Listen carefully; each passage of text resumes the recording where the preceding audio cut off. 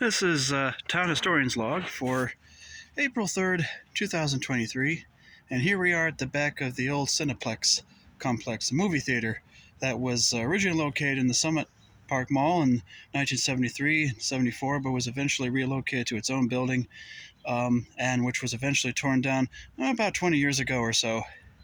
I actually saw Titanic there. Wonderful movie, of course, for me, being an ocean liner and ship buff anyways. Cared more about the ship, actually, and the other passengers rather than the fictional characters, of course, but that's me. Anyways, the surprising thing about this area is that, for those who don't know this area as well, is that it was a farm, the Williams farm, as well as the Millville farm property.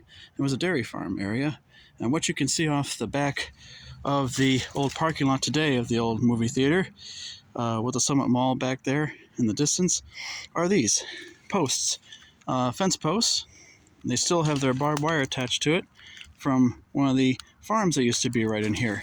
And believe it or not, these are the only remains of that kind of farm. Dairy farm, probably. It's meant to keep the cows from wandering into the creek here, Bergholz Creek, which runs along the way right there. It could get awfully floody. So, of course, the fence posts were located further in, sensibly, to keep the livestock further in from where it was especially mucky.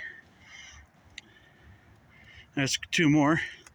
This larger post here is a former telephone pole that's been repurposed, probably, and reutilized. Look how it's all stapled in, like that. Of course, on the farm, you use anything. You don't waste nothing, as I say. So, we continue along the line, and this whole fenceway stretched along this whole thing. There's two more posts right here. There. Barbed wire nicely strapped on. Still here. Still sort of sharp. Rusty now, too. So you gotta be careful.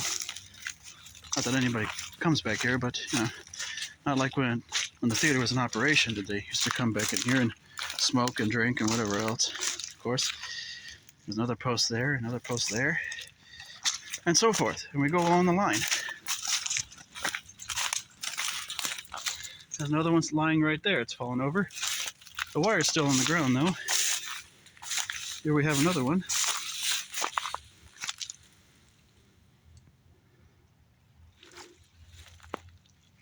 And so forth. As you go further down the line, there's bits and pieces yet.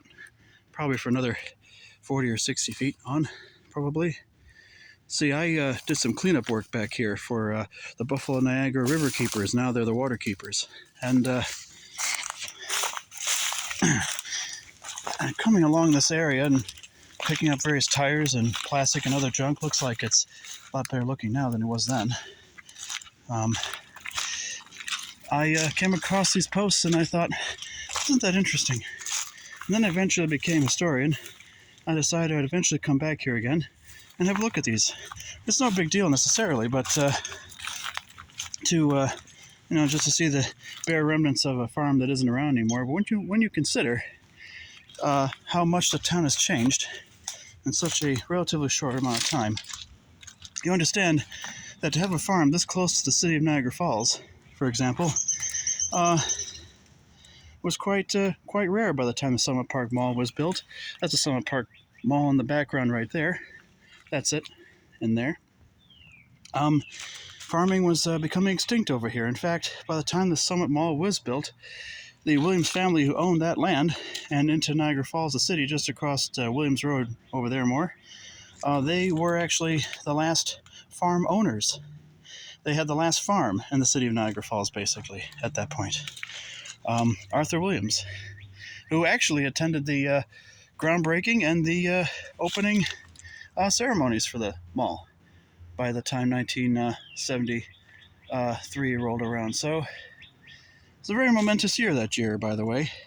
The third town hall opened up on 2800 Church Road. Stanley Brzezinski cutting the ribbon for that too, among other people. So very busy time, very busy year for expansion. But all the while, the last bits of farming culture in this area were slowly fading away.